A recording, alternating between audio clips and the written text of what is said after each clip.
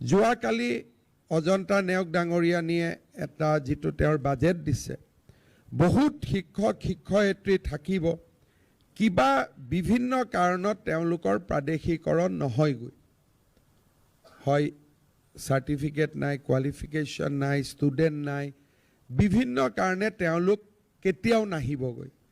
আমি তেওঁলোকৰ কাৰণেও এবাৰ এটা নতুন স্কিম আনিছোঁ, নামটো দিছোঁ গুৰু দক্ষিণা।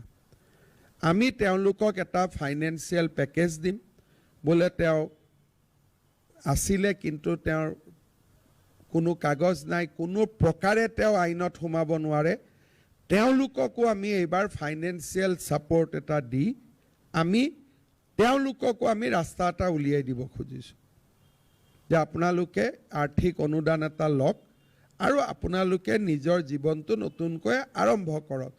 যিকোনো প্ৰকাৰে আইনৰ ভিতৰত নাহে, ৰিলেক্সেশ্যন দিলেও নাহে, বোলে 11 দিলোঁ নাহে, 12 দিলোঁ নাহে, 13 দিলোঁ নাহে, 14 দিলোঁ নাহে, বোলে তেওঁলোকক থাৰ্ড পোষ্ট, বোলে ঠিক আছে থাৰ্ড পোষ্ট দিলোঁ, ফ'ৰ্থ দিলোঁ, ফিফ্থ দিলোঁ, তাৰপিছতো 6 ওলালে।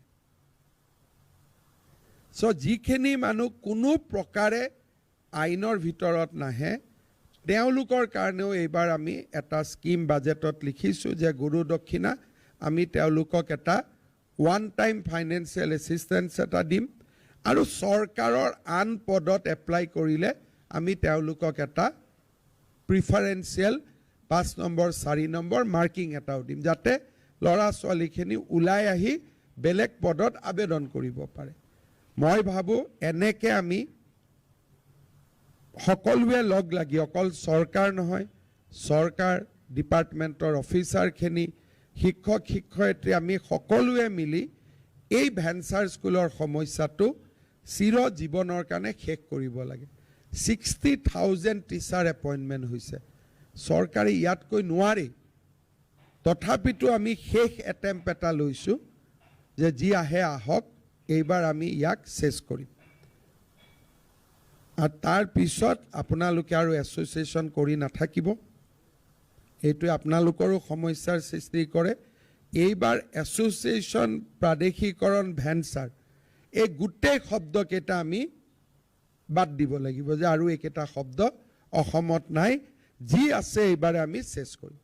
তাৰপিছত কৰ্মচাৰী পৰিষদ আছে, প্ৰাথমিক শিক্ষক সন্মিলনী আছে, এইবিলাক কৰি থাকক, যি কৰ্মচাৰীৰ এছ'চিয়েশ্যন আছে। কিন্তু এখন পেজ ছপাই ল'লোঁ, তাৰ পৰা কালেকশ্যন, এইবিলাকৰ ৰাস্তাবিলাকো আৰু আমি বন্ধ কৰি দিব লাগে। কাৰণ কোনো প্ৰেচিডেণ্ট ছেক্ৰেটাৰীটো নিজৰ খৰচত দিছপুৰত আহিবই নোৱাৰে। আজিকালি অহা যোৱা কৰোঁতেই ধেমাজিৰ পৰা কিমান টকা লাগে দাদা? অহা যোৱা কৰি হোটেলে 5,000 টকা লাগে। ভেঞ্চাৰ স্কুলৰ শিক্ষকেতো দিব নোৱাৰে, শিক্ষকজনোতো কোনোবা এছ'চিয়েশ্যনৰে মেম্বাৰ, তেওঁ আকৌ বেলেগৰ পৰা 50-100 লোৱা। এই কাৰবাৰবিলাক আমি জীৱনৰ কাৰণে বন্ধ কৰি দিব লাগে আৰু ফাইনেলি এই সমস্যাটো এইবাৰ আমি সমাধান কৰিব লাগে। মই ভাবোঁ যে আপোনালোকে কথাখিনি বুজি পাইছে আৰু পলিটিক্সৰ পৰা দূৰত থাকি কৰক। ছাৰ ইলেকশ্যনৰ আগতে কৰক, অমুক আগত কৰক, কোনো ৰাজনীতি কৰা মানুহক ইলেকশ্যনৰ আগত কৰা শব্দটো নক'ব কোনো ক্ষেত্ৰতে, তেতিয়া মানুহজনে ৰাতি গৈ ভাবে তাৰমানে মই এবাৰ ইলেকশ্যনত হাৰিম, হয়নে নহয় কথাটো? পুতেক এটা যদি বাপেকৰ তাত গৈ বাবা তই মৰাৰ আগতে উইলখন লিখি দে, বাপেকজনে কি ভাবিব যে ই বেটাই মোক মৰাৰ কাৰণে ৰখি আছে। আপোনালোকৰো কিছুমানে যেতিয়া মোক লগ কৰে তেতিয়া মই মাজে মাজে ৰাতি আহি চিন্তা কৰোঁ হাৰিমে নেকি ইলেকশ্যনটো।